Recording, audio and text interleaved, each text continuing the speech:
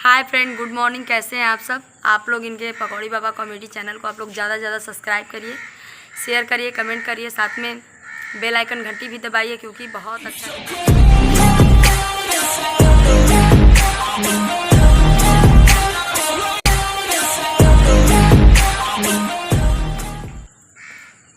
Hi friend, good morning. कैसे हैं आप सब? आप लोग इनके पकौड़ी बाबा कॉमेडी चैनल को आप लोग ज़्यादा से ज़्यादा सब्सक्राइब करिए, शेयर करिए, कमेंट करिए, साथ में बेल आइकन घंटी भी दबाइए क्योंकि बहुत अच्छा कॉमेडी वीडियो बनाते हैं, बहुत ही शानदार और लाजवाब होता है।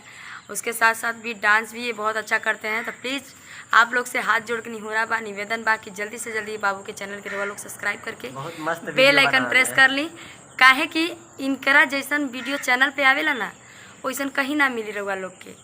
डांस, एक्टिंग और कॉमेडी से टसन से भरपूर वीडियो होला। अगर आप लोग तो रवा लोग प्लीज़ ये चैनल पर ज़्यादा से ज़्यादा वीडियो के शेयर करी, विजिट करी और चैनल पे इनका बहुत कॉमेडी वीडियो बा, बहुत मजेदार। आप लोग जाके देखा तो खब कि बुढ़वा का रोल जौन हमरे कॉमेडी वाला वीडियो में हुए बुढ़वा हवे।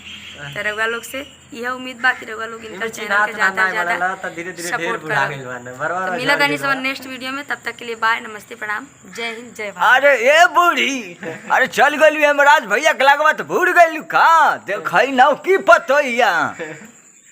तो ये बस थोड़ा सा बाल के वजह से अब पहचान में नहीं आता ना, तो आप लोग इनके पहचान ली पकौड़ी बाबा ये है। चलिए मिलते हैं बाद में।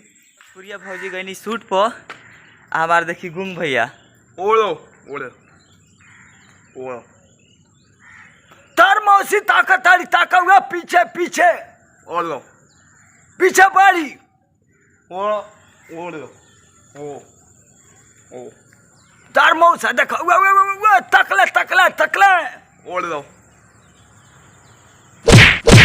अहिरे मौगा थिला गो रे एकर ओढ़ो दवा